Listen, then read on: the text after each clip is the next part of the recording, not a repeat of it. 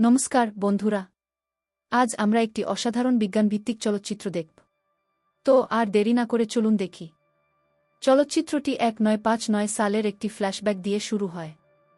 একটি নতুন খোলা স্কুল তার উদ্বোধনী অনুষ্ঠানের জন্য প্রস্তুত। লুসিন্ডা নামের একটি ছোট মেয়ে বাইরে দাঁড়িয়ে বিভ্রান্ত দৃষ্টিতে সূর্যের দিকে তাকিয়ে আছে। তার কানেও যেন কেউ ফিসফিস করে কথা বলছে বলে মনে হয়। সেই মুহূর্তে টেলর নামের একজন শিক্ষক সব ছাত্রছাত্রীকে ভেতরে ডাকেন। কিন্তু লুসিন্ডা সাড়া দেয় না, তাই শিক্ষক তাকে জোরে ডাকেন। ভেতরে যাওয়ার পর শিক্ষক ঘোষণা করেন যে পরের দিন উদ্বোধনী অনুষ্ঠান উপলক্ষে একটি আয়োজন থাকবে। সব ছাত্রছাত্রীকে ধারণা দিতে বলা হয় এবং নির্বাচিত ধারণাটি ছিল লুসিন্ডার। তার ধারণাটি ছিল একটি টাইম ক্যাপসুল। টেলর ছাত্রছাত্রীদের একটি সিলিন্ডার আকৃতির পাত্র দেখান এবং ব্যাখ্যা করেন যে 50 বছর পর পৃথিবী কেমন হতে পারে তা কল্পনা করে সবাইকে ভবিষ্যতের ব্যাপারে নিজেদের ভাবনা লিখতে বা আঁকতে হবে। ছাত্রছাত্রীরা তাদের কল্পনাকে কাজে লাগিয়ে আঁকতে শুরু করে। কিন্তু লুসিন্ডা একটি অস্বাভাবিক কাজ করে, সে বাইনারি সংখ্যা লিখতে শুরু করে। সে সংখ্যার একটি দীর্ঘ সারি লেখে, যেন কেউ তাকে পথ দেখাচ্ছে এবং তাকে বিচলিত দেখাচ্ছিল।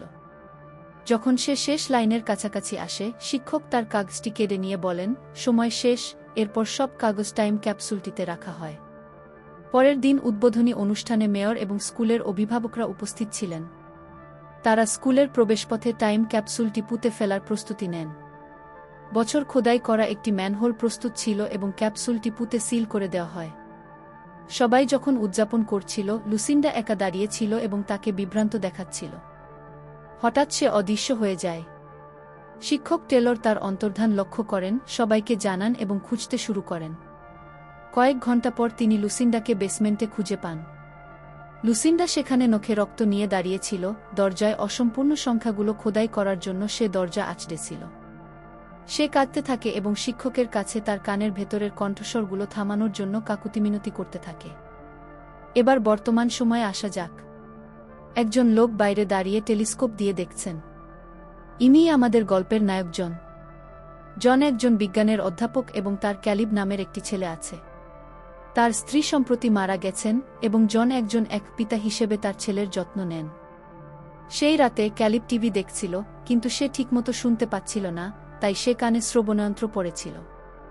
জন বলেন, এত রাত করে টিভি দেখো না, ঘুমাতে যাও। সেই মুহূর্তে ক্যালিব তার বাবাকে পরের দিন স্কুলে হতে যাওয়া 50তম বার্ষিকী উদযাপনের কথা বলে এবং তাকে আসতে অনুরোধ করে।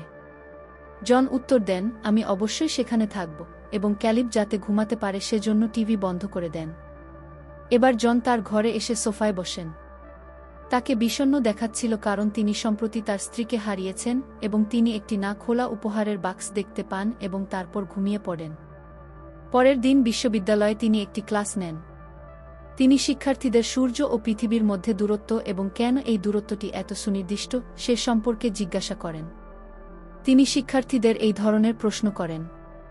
একজন শিক্ষার্থী বলে যে পৃথিবী যদি সূর্যের কাছাকাছি থাকত তবে তা পুড়ে যেত। আরেকজন শিক্ষার্থী বলে যে যদি এটি প্লুটোর মতো অনেক দূরে থাকত তবে তা জমে বরফ হয়ে যেত।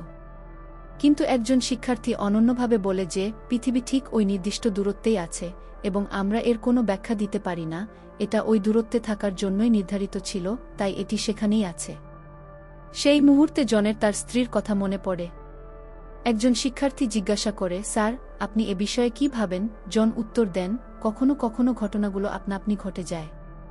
আমরা কোনো ব্যাখ্যা দিতে পারি না, আমরা সেগুলো বুঝতেই পারি না। সেগুলো ঘটতেই হবে, তাই ঘটে কি এভাবে তিনি বিজ্ঞানকে জীবনের সাথে সংযুক্ত করে দার্শনিক দৃষ্টিকোণ থেকে তার স্ত্রীর হারানোর ব্যাখ্যা দেন। এরই মধ্যে তার সেরা বন্ধু এসে হাজির হয়। সে একটি বিজ্ঞান গবেষণাগারে কর্মচারী হিসেবে কাজ করে। তারা কথা বলতে বলতে হাঁটার সময় জনের হঠাৎ ক্যালিবের গতকাল বলা অনুষ্ঠানটির কথা মনে পড়ে, 50তম বার্ষিকী অনুষ্ঠান। তিনি দ্রুত স্কুলের দিকে রওনা হন। জন স্কুলে পৌঁছান। এটি সেই একই স্কুল যা উদ্বোধনী দৃশ্যে দেখানো হয়েছিল, যেখানে তারা টাইম ক্যাপসুলটি পুঁতেছিল। এটি সেই স্কুল যেখানে ক্যালিব পড়াশোনা করে।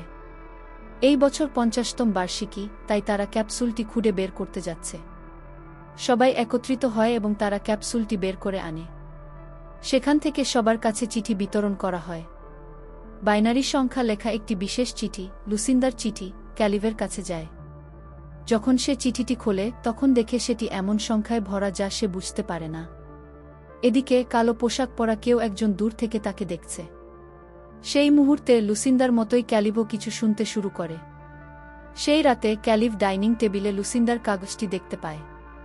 সেটি দেখে জন জিজ্ঞেস করে, এটা স্কুলের জিনিস, এটা এখানে কেন এনেছ? ক্যালিভ উত্তর দেয়, বাবা, এটা সংখ্যায় ভরা ছিল। এটা একটা ধাঁধার মতো লাগছিল, তাই আমি এটা সমাধান করার জন্য বাড়িতে এনেছি। ও সেই মুহূর্তে জন লক্ষ্য করে যে ক্যালিভ তার শ্রবণযন্ত্রটি খুলে রেখেছে এবং সে সম্পর্কে জিজ্ঞেস করে। ক্যালিভ উত্তর দেয়, আমার মনে হয় এটা ঠিকমতো কাজ করছে না। আমি এর মধ্যে কিছু শব্দ শুনতে পাচ্ছি। এরপর জন ক্যালিভকে ঘুমাতে পাঠিয়ে দেয়। যথারীতি জন মদ্যপান করে এবং টিভি দেখে। সেই সময় কিছুটা পানীয় কাগজের উপর পড়ে যায়। স্কুলের সম্পত্তি নষ্ট হতে দেখে জন সেটি পরিষ্কার করার চেষ্টা করে। পরিষ্কার করার সময় সে হঠাৎ সংখ্যাগুলো আরও স্পষ্টভাবে দেখতে পায়। সংখ্যাগুলো দেখে তার কাছে কিছু একটা অদ্ভুত মনে হয়। প্রথম সংখ্যাটি একটি তারিখের মতো দেখতে লাগে, তাই সে এটিকে এভাবে লিখে রাখে, 9-11-01-2019-99-86। সংখ্যাটি দেখে তার মাথায় একটি ভাবনা আসে। সে সংখ্যাটিকে কয়েকটি অংশে ভাগ করে। ভাগ করার পর সে হতবাক হয়ে যায়। সাথে সাথে সে কম্পিউটারে সেই তারিখটি খুঁজে দেখে। যখন সে জানতে পারে যে এটি একটি বিমান হামলার তারিখ ছিল যেখানে অনেক মানুষ মারা গিয়েছিল, তখন সে আরও বেশি হতবাক হয়ে যায়। সংখ্যাগুলো তারিখ, মাস এবং এমনকি সেই দুর্ঘটনায় নিহত মানুষের সংখ্যার সাথেও হুবহু মিলে যায়। জন একটি বোর্ডে কাগজ থেকে সমস্ত সংখ্যাগুলো ডিকোড করতে শুরু করে। কিছু নির্দিষ্ট সংখ্যা বিভিন্ন দুর্যোগকে নির্দেশ করে। কাগজে যেমনটা উল্লেখ করা আছে, প্রতিটি দুর্যোগ ঠিক সেই তারিখে, ঠিক সেই সময়ে এবং ঠিক ততজন মানুষের মৃত্যুর মাধ্যমেই ঘটেছিল। জন হতবাক এবং বিভ্রান্ত হয়ে পড়ে। 50 বছর আগে ঠিক একইভাবে ভবিষ্যতের দুর্যোগের পূর্বাভাস দেওয়া কিভাবে সম্ভব? পরের দিনই জন কাগজটি সাথে নিয়ে সরাসরি তার বন্ধুর কর্মস্থল, একটি মহাকাশ গবেষণা কেন্দ্রে যায়। সে ব্যাখ্যা করে যে গত 50 বছরে কেউ একজন বড় বড় দুর্যোগগুলোর সঠিক তারিখ ও সময়সহ একটি তালিকা তৈরি করেছে। 3টি ঘটনা ছাড়া প্রায় সবগুলোই ইতিমধ্যেই ঘটে গেছে। সে বলে যে তাদের মধ্যে একটি আগামীকাল ঘটতে চলেছে, যেখানে 81 জন মানুষের মৃত্যুর পূর্বাভাস দেওয়া হয়েছে। জন পরিস্থিতিটি গুরুত্ব সহকারে ব্যাখ্যা করে, কিন্তু তার বন্ধু তা বুঝতে পারে না এবং বিষয়টি হালকাভাবে নেয়। সেই মুহূর্তে জন তার ব্যাগ থেকে একটি সংবাদপত্র বের করে তাকে একটি অগ্নিকাণ্ডের দুর্ঘটনার প্রতিবেদন দেখায়। সেই দুর্ঘটনায় জনসহ তার স্ত্রীসহ 48 জন নিহত হয়েছিল। সেই দুর্ঘটনার তারিখ এবং সংখ্যাগুলোও কাগজে উল্লেখ করা আছে। তার বন্ধু বলে, এটা তো ঠিকই মনে হচ্ছে, কিন্তু এমন কিছু সংখ্যা আছে যেগুলো তুমি চিহ্নিত করনি। সেগুলোর মানে কি? সে ধরে নেয় যে কেউ দুর্যোগের তারিখের সাথে এলোমেলো কিছু সংখ্যা লিখেছে এবং বিষয়টি হালকাভাবে নিতে থাকে। জন বুঝতে পারে যে আর ব্যাখ্যা করার সময়ের অপচয় মাত্র। এরপর জন কাগজটি কে লিখেছিল তা জানতে সরাসরি স্কুলের শিক্ষক টেলরের বাড়িতে যায়। টেলর তাকে লুসিন্ডার কথা বলে। সে আরও বলে যে লুসিন্ডা সেই রাতে নিখোঁজ হয়ে গিয়েছিল এবং পরে তারা তাকে একটি বেসমেন্টে খুঁজে পায়, যেখানে সে একটি দরজার উপর সংখ্যা আঁচড়াচ্ছিল। জন জিজ্ঞাসা করে, আমি কি লুসিন্ডার সাথে দেখা করতে পারি? টেলর দুঃখের সাথে উত্তর দেয়, আমি দুঃখিত।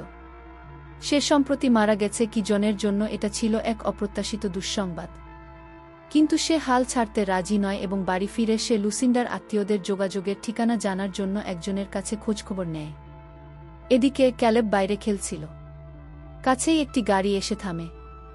এটি ছিল সেই কালো পোশাক পরা লোকগুলোরই গাড়ি। তারা কাছে আসতেই ক্যালেব অদ্ভুত শব্দ শুনতে পায়। কেউ তার বাবাকে দেখতে এসেছে ভেবে ক্যালেব আরও কাছে যায়। তারা তাকে একটি কালো পাথর দেয়। জন জানালা দিয়ে এটা দেখে বাইরে ছুটে আসে, কিন্তু সে তাদের কাছে পৌঁছানোর আগেই গাড়িটি চলে যায়। সে জিজ্ঞেস করে, ওরা কারা ছিল? ক্যালেব উত্তর দেয়, আমি জানি না, বাবা। ওরা আমাকে এই পাথরটা দিয়ে চলে গেল। জন তাকে সতর্ক করে বলে, আমি তোমাকে কতবার বলেছি যে অপরিচিতদের কাছ থেকে কিছু নিতে নেই? পরে জন লুসিন্ডা সম্পর্কে তথ্য খুঁজতে থাকে। সেই সময় জনের বোন আসে।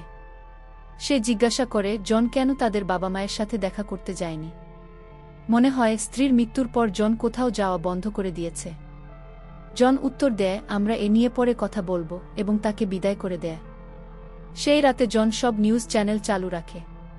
খবরের কাগজ অনুযায়ী পূর্বাভাসিত তারিখটি ছিল আজ। সে সারারাত খবর দেখতে থাকে, এই আশায় যে পৃথিবীর কোথাও কোনো দুর্ঘটনা ঘটে কিনা। একসময় সে ঘুমিয়ে পড়ে। হঠাৎ ক্যালেবের ফোনে তার ঘুম ভাঙে। ক্যালেব বলে, আজ সকালে তুমি ঘুমাচ্ছিলে, তাই আমি বাসে করে চলে এসেছি। তুমি কি এখন এসে আমাকে নিয়ে যেতে পারবে? জন ক্ষমা চেয়ে বলে, আমি আসছি। প্রিয় ও জন গাড়িয়ে করে স্কুলের দিকে রওনা হয়, কিন্তু তীব্র যানজটে আটকে পড়ে। গাড়িগুলো একেবারেই নড়ছে না। সে বিকল্প রাস্তা খোঁজার জন্য জিপিএস চালু করে। যখন সে জিপিএসের লোকেশনের নম্বরগুলো দেখে, সেগুলো তার পরিচিত মনে হয়। সে কাগজটি বের করে এবং অলিখিত নম্বরগুলো পরীক্ষা করে। সেগুলো ছিল লোকেশনের নম্বর।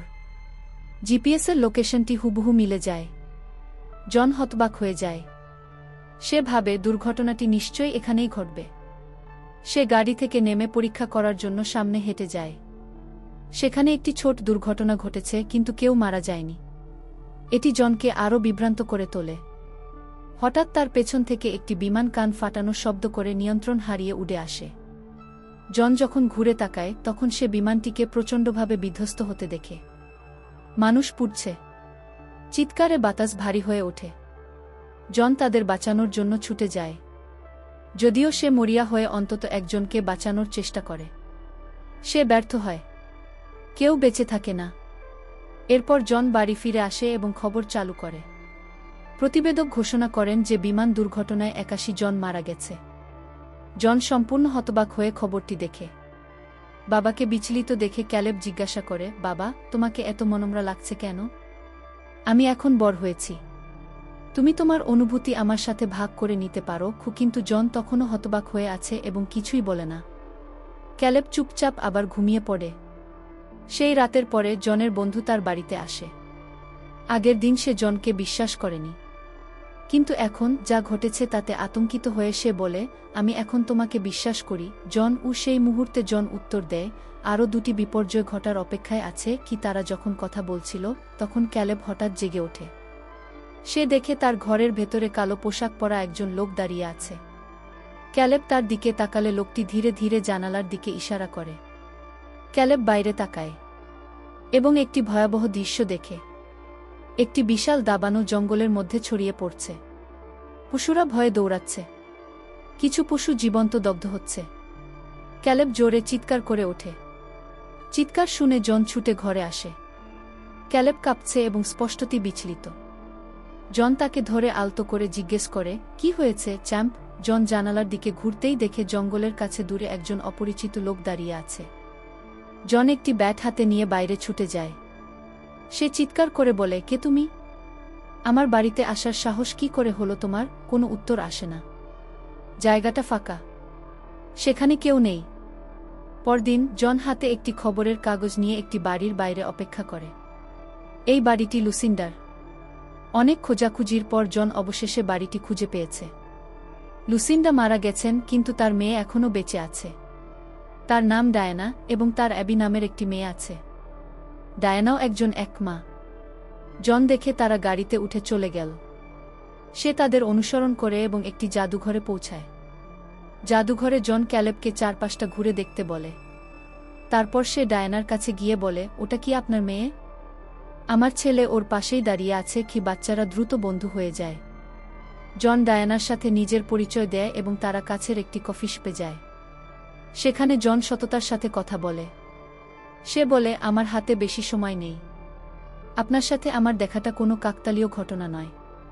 আমি একটি বিশেষ কারণে এখানে এসেছি। সে আরও বলে, আমি আপনার মা লুসিন্ডা সম্পর্কে জানতে চাই। তার কি কোনো বিশেষ ক্ষমতা ছিল? মারা যাওয়ার আগে তিনি কি আপনাকে কিছু বলেছিলেন? এই কথা শুনে ডায়ানা হতাশ হয়ে তার উপর চিৎকার করে। জন তাকে শান্ত করার চেষ্টা করে এবং সবকিছু ব্যাখ্যা করে, লুসিন্ডার কাগজ, সংখ্যাগুলো এবং বিপর্যয়গুলোর কথা। কিন্তু ডায়ানা তাকে বিশ্বাস করে না। সে গলা চড়িয়ে তাকে বকাবকি করে। তখন জন দৃঢ়ভাবে বলে, আগামীকাল নিউ ইয়র্কে লুসিন্ডার ভবিষ্যৎবাণী অনুযায়ী একটি বড় বিপর্যয় ঘটতে চলেছে। ১০৭ জন মানুষ মারা যাবে এবং অক্টোবরে আরেকটি বিপর্যয় ৩৮টি প্রাণ কেড়ে নেবে। কুশে মরিয়া হয়ে যোগ করে, এই সব কিছু থামাতে আমার আপনার সাহায্য প্রয়োজন। হতবিহ্বল ও রাগান্বিত হয়ে ডায়ানা সেখান থেকে চলে যায়। জন তার পিছু নিয়ে আরও কিছু বোঝানোর চেষ্টা করে, তাকে শোনার জন্য অনুরোধ করে। কিন্তু ডায়ানা তার কোনো কথাই শুনতে রাজি হয় না এবং গাড়ি চালিয়ে চলে যায়। এরপর জন বাড়ি ফিরে আসে। নিরাপত্তার জন্য সে একটি বন্দুক নেয় এবং সংবাদ চ্যানেলগুলো চালু করে। এদিকে বাড়ির বাইরে কালো পোশাক পরা অদ্ভুত কিছু লোক দূর থেকে জনের বাড়ির উপর নজর রাখছে। জন যখন খবর দেখছিল তখন সে জানতে পারে যে পরের দিন শহরে একটি সন্ত্রাসী হামলার আশঙ্কা রয়েছে। কর্তৃপক্ষ সঠিক অবস্থান জানে না, তাই সব গুরুত্বপূর্ণ স্থানে নিরাপত্তা জোরদার করা হয়েছে। এই কথা শুনে হঠাৎ জনের মাথায় কিছু একটা খেলে যায়। সে লুসিন্ডার কাগজটি বের করে এবং অবস্থানের সংখ্যাগুলো আবার ডিকোড করে। সে অবস্থানটি খুঁজে বের করে। ওয়ার্থ স্ট্রিট, একটি ব্যস্ত এবং জনাকীর্ণ এলাকা। সঙ্গে সঙ্গে জন একটি পাবলিক ফোন ব্যবহার করে পুলিশকে ফোন করে। সে সন্ত্রাসীদের হামলার পরিকল্পনার সঠিক স্থানটি সম্পর্কে তাদের জানায় এবং কোনো প্রাণহানি ছাড়াই মানুষকে বাঁচানোর জন্য তাদের অনুরোধ করে। পরের দিন জন সেই স্থান থেকে অনেক দূরে থাকে। সে তার ছেলেকে তার বোনের কাছে রেখে বলে, ওর যত্ন নিও, আমি পরে ফিরে আসব। তারপর জন সরাসরি ওয়ার্থ স্ট্রিটে যায়। জায়গাটি দৈনন্দিন কাজে ব্যস্ত লোকেদের ভিড়ে পরিপূর্ণ। সর্বত্র পুলিশ রয়েছে, কিন্তু তারা সন্দেহজনক কিছু খুঁজে পায় না। জন নিজে থেকেই খোঁজা শুরু করে। রাস্তায় পুলিশ উপস্থিত থাকলেও মেট্রো সাবওয়ের ভেতরে তারা নেই। জন সাবওয়েতে প্রবেশ করে এবং সবাইকে সাবধানে পর্যবেক্ষণ করে। হঠাৎ সে একজন লোককে অদ্ভুত আচরণ করতে দেখে, যে তার কাপড়ের নিচে কিছু একটা লুকাচ্ছে। জনের সন্দেহ হয় যে সেই সন্ত্রাসী হতে পারে এবং সে লোকটির পিছু ধাওয়া করতে শুরু করে। লোকটি দৌড়ে একটি ট্রেনে উঠে পড়ে। জনও তাকে অনুসরণ করে একই ট্রেনে ওঠে। এই দেখে পুলিশ এসে জনের দিকে বন্দুক তাক করে। জন দ্রুত ব্যাখ্যা করে, ওই লোকটিই সন্ত্রাসী হতে পারে। আমার মনে হয় সে একটি বোমা বহন করছে। পুলিশ যখন লোকটিকে পরীক্ষা করে তখন তারা আবিষ্কার করে যে সে কেবল একজন চোর। এ কারণেই সে পালিয়ে যাচ্ছিল। জন বিভ্রান্ত এবং চিন্তিত বোধ করে। যদি এটিই সেই বিপর্যয় না হয়, তবে কোনটি? হঠাৎ বিপরীত দিক থেকে আসা একটি ট্রেন লাইনচ্যুত হয়ে যায়। এটি প্রচণ্ড গতিতে তাদের ট্রেনে ধাক্কা দেয় এবং প্ল্যাটফর্মে দাঁড়িয়ে থাকা লোকদের আঘাত করে। লুসিন্ডার ভবিষ্যৎবাণী অনুযায়ী ১৭০ জন মানুষ মারা যায়। কোনোমতে জন বেঁচে যায়। হৃদয়বিদারক কষ্ট এবং অপরাধবোধে পূর্ণ হয়ে জন বুঝতে পারে যে যদিও সে জানত এমনটা ঘটবে, তবুও সে তা আটকাতে পারেনি। সে নির্বে সেখান থেকে চলে যায়, ক্যালেবকে কোলে তুলে নেয় এবং বাড়ি ফিরে আসে। বাড়ির বাইরে ডায়ানা তার মেয়েকে নিয়ে অপেক্ষা করছে। এখন জন যেমনটা ভবিষ্যৎবাণী করেছিল ঠিক ততজন মানুষ মারা গেছে দেখে সে পরিস্থিতিটার ভয়াবহতা বুঝতে পারে। সে ক্ষমা চায়। জন তাড়া দিয়ে বলে, সময় নেই। আমাকে বলো, তোমার মা মারা যাওয়ার আগে কোথায় থাকতেন? আমাদের সেখানে গিয়ে সূত্র খুঁজতে হবে। গাড়ি চালানোর সময় ডায়ানা আবেগপ্রবণ হয়ে ওঠে। সে বলে, আমার মা যখন মারা যাচ্ছিলেন তখন তিনি আমাকে বলেছিলেন আমি ঠিক কোন দিন মারা যাব। তিনি বলেছিলেন আগামীকাল ১৯ অক্টোবর হবে আমার শেষ দিন। আমি তাকে বিশ্বাস করিনি। আমি বিশ্বাসটা গুরুত্ব সহকারে নিইনি। জন ব্যথিত কণ্ঠে উত্তর দেয়া, আমার স্ত্রী একটি অগ্নিকাণ্ডে মারা গিয়েছিল। যদি তখন আমার কাছে এই কাগজটা থাকত তাহলে আমি তাকে বাঁচাতে পারতাম। আমি তোমার সাথে এমনটা হতে দেব না। আমি কথা দিচ্ছি তোমার বা তোমার মেয়ের কোনো ক্ষতি হবে না। তারা লুসিন্ডার পুরনো বাড়িতে পৌঁছায়। তারা বাচ্চাদের নিরাপদে গাড়ির ভেতরে রেখে এগিয়ে যায়। ডায়ানা আবার কাগজটি লক্ষ্য করে। সে দেখে যে একটি সংখ্যা অসম্পূর্ণ দেখাচ্ছে, যেমন ৩৩। সে বলে, এটা ৩৩ নয়। জন জিজ্ঞেস করে, তুমি কিভাবে জানো? ডায়ানা উত্তর দেয়া, আমার মেয়ে মাঝে মাঝে অক্ষর উল্টো করে লেখে। এটা ৩৩ নয়, এটা ডাবল ই। তারা বাড়ির ভেতরে প্রবেশ করে। ভেতরে তারা দেখে যে লুসিন্ডা তার মৃত্যুর আগ পর্যন্ত ঘটে যাওয়া সমস্ত বিপর্যয়ের রেকর্ড সংগ্রহ করে রেখেছিল। তারা প্রার্থনারত একটি মানুষের আঁকা ছবিও দেখতে পায় যে আকাশের দিকে তাকিয়ে আছে। ডায়ানা নরম স্বরে বলে, আমার মা সব সময় এই ছবিটার দিকে তাকিয়ে থাকতেন। জন ছবিটি নিজের সাথে নিয়ে নেয়। এরপর সে শোবার ঘরে প্রবেশ করে এবং একটি কালো পাথর দেখতে পায়, ঠিক সেই ধরনের পাথর যা অপরিচিত লোকগুলো ক্যালেবকে দিয়েছিল। সে খাটের নিচে তাকালে আরও অনেক পাথর দেখতে পায়। সে মেঝেতে খোদাই করা আঁচড় এবং অক্ষরও লক্ষ্য করে। একটি টুকরো উল্টে সে শব্দগুলো পড়ে। অন্য সবাই জন বুঝতে পারে যে কাগজের শেষ অক্ষরগুলো ডাবল ই এর অর্থ হল অন্য সবাই। সে ভয়ঙ্কর সত্যটা বুঝতে পারে। পৃথিবীর সবাই মারা যেতে চলেছে। এ কারণেই লুসিন্ডা শেষ ঘটনাটির জন্য কোনো স্থানের কথা উল্লেখ করেননি। হঠাৎ তারা একটি জোরে হর্ন শুনতে পায়। জন দ্রুত বাইরে ছুটে যায় এবং দেখে ক্যালেব বারবার হর্ন বাজাচ্ছে। ক্যালেব চিৎকার করে বলে, বাবা! অপরিচিত লোকগুলো এখানে এসেছে। জন সঙ্গে সঙ্গে জঙ্গলের দিকে দৌড়ায়। সেখানে সে কালো পোশাক পরা অপরিচিত লোকগুলোর একজনকে দেখতে পায়। জন তার বন্দুক তুলে ধরে চিৎকার করে বলে, ঘুরুন। আগন্তুকটি ধীরে ধীরে ঘোরে। সে মুখ খোলে, আর তখনই এক ঝলমলে তীব্র আলো বেরিয়ে আসে। জন চোখ বন্ধ করে ফেলে। যখন সে আবার চোখ খোলে, আগন্তুকটি নেই। তারা জনের বাড়িতে ফিরে আসে। এখন তারা বুঝতে পারে যে কাগজের সবকিছু যদি সত্যি হয়ে থাকে, তাহলে আগামীকাল সবাই মারা যাবে। জন তার ছেলের ঘরে গিয়ে চুপচাপ তার পাশে বসে। অন্য একটি ঘরে ডায়ানা তার মেয়েকে শক্ত করে জড়িয়ে ধরে কাঁদতে থাকে। পরদিন জন বাইরে এসে দেখে অ্যাবি আগের দিন আনা ছবিটিতে রং করছে। এটা দেখে হঠাৎ তার মাথায় একটা ভাবনা আসে। সঙ্গে সঙ্গে তারা সবাই গবেষণা কেন্দ্রে যায়। এই প্রতিষ্ঠানটি সূর্য নিয়ে গবেষণা করছে। জন সরাসরি কন্ট্রোল রুমে ঢুকে সিস্টেমটি পরীক্ষা করে। সেখানে সে এক ভয়াবহ সত্য আবিষ্কার করে। আগামীকাল সূর্য থেকে একটি বিশাল বিকিরণের বিস্ফোরণ ঘটবে। এই বিকিরণের কারণে পৃথিবীর সবকিছু ধ্বংস হয়ে যাবে। জনের বন্ধুও ডেটাগুলো দেখে হতবাক হয়ে যায়। সূর্য, যা পৃথিবীর চেয়ে 13 লক্ষ গুণ বড়, গ্রহটিকে আক্রমণ করতে চলেছে। ব্যাস, এটুকুই। জন ক্লান্ত, ভেঙে পড়েছে। আর কোনো সূত্র নেই। এটা থামানোর কোনো উপায় নেই।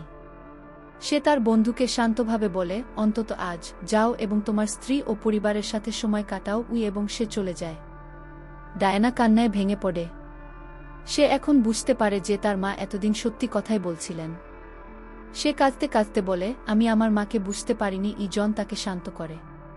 তারপর ডায়ানা বলে, যদি বিকিরণের কারণে আমাদের মরতেই হয়, আমি একটা জায়গার কথা জানি।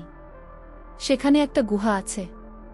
হয়তো আমরা সেখানে বেঁচে থাকতে পারব। জন ধীরে ধীরে মাথা নেড়ে বলে, ঠিক আছে, আমরা আমাদের সর্বোচ্চ চেষ্টা করব। তারা জনের বাড়িতে ফিরে আসে। জন ক্যালেবকে তার ঘরে পাঠিয়ে দেয়। একা হয়ে জন তার স্ত্রীর অনেক আগে দেওয়া উপহারটি খোলে। ভেতরে সে একটি সুন্দর লকেট খুঁজে পায়। এর ভেতরে তাদের পারিবারিক ছবি রয়েছে। তাতে খোদাই করা আছে, চিরকাল একসাথে। জন ভেঙে পড়ে। হঠাৎ তার পরিবারের কথা মনে পড়ে। অনেক দিন পর সে তার বাবাকে ফোন করে। সে জরুরিভাবে বলে, বাবা, তুমি যে কাজই করছো তা ছেড়ে দাও। বেসমেন্টে যাও। আগামীকাল ভোরের দিকে একটি বিশাল সৌর বিকিরণের বিপর্যয় ঘটবে। দয়া করে সাবধানে থেকো। তার বাবা শান্তভাবে উত্তর দেন, আমি ঈশ্বরে বিশ্বাস করি। যদি তিনি আগামীকাল সবকিছু শেষ করার সিদ্ধান্ত নিয়ে থাকেন, আমি তা মেনে নেব। তুমি ক্যালেবের যত্ন নিও। হঠাৎ সিগন্যাল চলে যায়। জন ক্যালেবের ঘরে ঢোকে। ক্যালেব সংখ্যা লিখছে, ঠিক যেমন লুসিন্ডা লিখত। জন তাকে থামাতে বলে, কিন্তু ক্যালেব কোনো সাড়া দেয় না। জন কাগজটা সরিয়ে নেয়, কিন্তু ক্যালেব টেবিলের উপর সংখ্যা আচড়াতে শুরু করে। হঠাৎ জনের মনে পড়ে টেলরের বলা কথাটি। লুসিন্ডা তার নখ দিয়ে বেসমেন্টের দরজায় সংখ্যা আচড়াচ্ছিল। এই তো।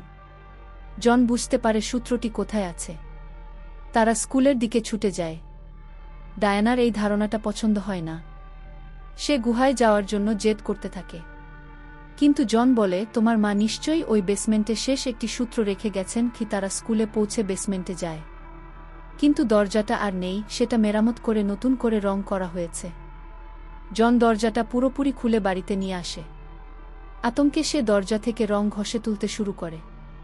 ডায়ানা তার কাছে কাকুতিমিনতি করে বলে, দয়া করে চলো গুহায় যাই, না হলে আমি চলে যাব। জন তার কথায় কান না দিয়ে রং ঘষতে থাকে। অবশেষে ডায়ানা অ্যাবি আর ক্যালেবকে সাথে নিয়ে গুহার দিকে রওনা দেয়। জন তাকে থামানোর চেষ্টা করে, কিন্তু ডায়ানার বিশ্বাস, গুহাই তাদের রক্ষা করবে। সে গাড়ি চালিয়ে চলে যায়। জন ঘষতেই থাকে। অবশেষে বার্তাটি ভেসে ওঠে। এতে একটি স্থানের ঠিকানা দেখানো হয়। সেই জায়গাটি হল লুসিন্ডার পুরনো বাড়ি, যে বাড়িতে সে মৃত্যুর আগে থাকত। জন বুঝতে পারে যে এটাই সেই নিরাপদ স্থান। সে ডায়ানাকে বলার জন্য বাইরে ছুটে যায়। কিন্তু সে তৎক্ষণে চলে গেছে। ডায়ানা তেল ভরার জন্য একটি হাইওয়ের পেট্রোল স্টেশনে থামে। ভেতরে একটি জরুরি সংবাদ প্রচারিত হয়, আগামীকাল একটি বিশাল সৌর বিকিরণ ঘটনা পৃথিবীতে আঘাত হানবে। জনসাধারণকে অবিলম্বে বেসমেন্ট বা বাংকারে আশ্রয় নেওয়ার পরামর্শ দেওয়া হচ্ছে। এই মুহূর্তে ক্যালেব একটি পাবলিক ফোনে গিয়ে জনকে ফোন করে। ডায়ানা তাকে গাড়িতে ফিরে আসার জন্য চিৎকার করে। ফোনে জন চিৎকার করে বলে, কোনো গুহা বা বাংকার আমাদের বাঁচাতে পারবে না। এই দুর্যোগ সবকিছু ধ্বংস করে দেবে। লুসিন্ডা একটি জায়গা চিহ্নিত করে গেছে, তার বাড়ি। ওটাই একমাত্র নিরাপদ জায়গা। সে যখন কথা বলছিল, ডায়ানা ফোনটির কাছে একটি কালো পাথর দেখতে পায়। সে ঘুরে দাঁড়ায়। কালো পোশাক পরা অপরিচিত লোকগুলো সেখানে দাঁড়িয়ে আছে। তারা বাচ্চাদের নিয়ে গেছে। আতঙ্কিত হয়ে ডায়ানা তার গাড়িতে ঝাঁপিয়ে পড়ে এবং তাদের অনুসরণ করে। হঠাৎ একটি বিশাল ট্রাক তার গাড়িতে ধাক্কা দেয়। ডায়ানা ঘটনাস্থলেই মারা যায়। অ্যাবি তার মায়ের মৃত্যু নিজের চোখের সামনে দেখে। সে অঝরে কাঁদতে থাকে। অপরিচিত লোকগুলোর একজন শান্তভাবে বলে সে একটি নিরাপদ স্থানে চলে গেছে। সে ভালো থাকবে কি? জন পেট্রোল স্টেশনে এসে গাড়িটির কথা জিজ্ঞাসা করে। সে দুর্ঘটনার ঘটনাস্থলে পৌঁছায়। ডায়ানা মৃত। বাচ্চারা নেই। জন ভেঙে পড়ে। এরপর কি করবে তার কোনো ধারণা নেই। তারপর সে কিছু একটা লক্ষ্য করে। মৃত্যুর মুখেও ডায়ানা একটি সূত্র রেখে গেছে। সে কালো পাথরটি ধরে আছে। জন বুঝতে পারে বাচ্চারা অবশ্যই লুসিন্ডার বাড়িতে আছে। জন হাতে বন্দুক নিয়ে সেদিকে ছুটে যায়। সে অপরিচিত লোকগুলোর গাড়ি দেখতে পায়। সে তাদের দিকে বন্দুক তাক করে চিৎকার করে, আমাদের বাচ্চারা কোথায়? হঠাৎ ক্যালেব সামনে এগিয়ে আসে। বাবা, কিছু করো না, সে বলে। তার হাতে একটি খরগোশ। অ্যাবিও আরেকটি খরগোশ হাতে নিয়ে হাজির হয়। ক্যালেব নরম সুরে বলে, ওরা আমাদের বাঁচাতে এসেছে। বাবা গি জন মরিয়া হয়ে জিজ্ঞাসা করে, তোমরা কারা? কেন এমন করছো? অপরিচিত লোকগুলো একটি অদ্ভুত ভাষায় কথা বলে। জন বুঝতে পারে না, কিন্তু ক্যালেব পারে। সে বলে, বাবা, ওরা আমাদের বাঁচাতে এসেছে। ওরা আমাদের সাথে নিয়ে যেতে চায় কি? হঠাৎ একটি উজ্জ্বল আলোয় আকাশ ভরে যায়। তাদের উপরে একটি বিশাল মহাকাশযান আবির্ভূত হয়। সেখান থেকে একটি উজ্জ্বল গোলক নেমে আসে। জন বিশ্বাস করে যে তারা সবাই রক্ষা পাবে এবং ক্যালেবের হাত ধরে এগিয়ে যায়। কিন্তু একজন অপরিচিত ব্যক্তি তাকে থামিয়ে দিয়ে বলে, শুধুমাত্র এই দুটি বাচ্চাকেই নির্বাচন করা হয়েছে। আমরা আপনাকে নিতে পারব না। ক্যালেব কেঁদে ওঠে, আমি তোমাকে ছেড়ে যাব না বাবা। জন চোখের জল আটকে বলে, ওরা মানবজাতিকে রক্ষা করতে এসেছে। তোমাকে বেছে নেওয়া হয়েছে। তোমাকে যেতেই হবে কি? সে তার স্ত্রীর লকেটটি ক্যালেবের গলায় পরিয়ে দেয়া। সে বলে, আমি সবসময় তোমার সাথে থাকব, তোমার স্মৃতিতে খু। এবং সে হাত ছেড়ে দেয়া। অপরিচিতরা বাচ্চাদের নিয়ে গোলকটির দিকে হেঁটে যায়। একটি উজ্জ্বল আলো তাদের ঘিরে ফেলে। তাদের শরীরের রূপান্তর ঘটে। জন তাদের আসল রূপ দেখতে পায়, বিশুদ্ধ স্বচ্ছ আলো দিয়ে তৈরি সত্তা।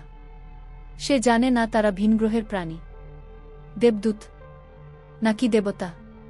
কিন্তু সে একটি জিনিস জানে, তারা মানুষের চেয়েও বেশি কিছু। মহাকাশযানটি উপরে ওঠে এবং বাচ্চাদের নিয়ে আকাশে অদৃশ্য হয়ে যায়। জন অশ্রুসিক্ত চোখে তাকিয়ে থাকে, কিন্তু তার হৃদয়ে শান্তিও ছিল। তার সন্তানেরা নিরাপদ। জন তার গাড়িতে ওঠে এবং শহরের দিকে গাড়ি চালা। বাতাস আরও গরম হতে থাকে। আকাশ উজ্জ্বল হয়ে ওঠে। এটিই পৃথিবীর শেষ। জন তার পরিবারের কাছে পৌঁছায়।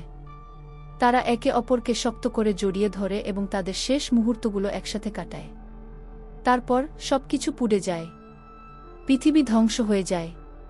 পরের দৃশ্যে একটি বিশাল উজ্জ্বল তৃণভূমি, নির্মল বাতাস, শান্তি। মহাকাশযানটি অবতরণ করে। ক্যালেব এবং অ্যাবি বেরিয়ে আসে। আরও অনেক মহাকাশযান এসে পৌঁছায়। তাদের মতো নির্বাচিত আরও অনেক শিশু একটি নতুন জীবন শুরু করে। সেখানে একটি বিশাল গাছ দাঁড়িয়ে আছে। ক্যালেব এবং অ্যাবি সেটির দিকে ছুটে যায়। দৃশ্যটি মিলিয়ে যায়। তো গল্পটি আপনার কেমন লাগল? যদি ভালো লেগে থাকে, মন্তব্যে আপনার মতামত জানান। আশা করি আপনারা সবাই উপভোগ করেছেন। দেখার জন্য ধন্যবাদ।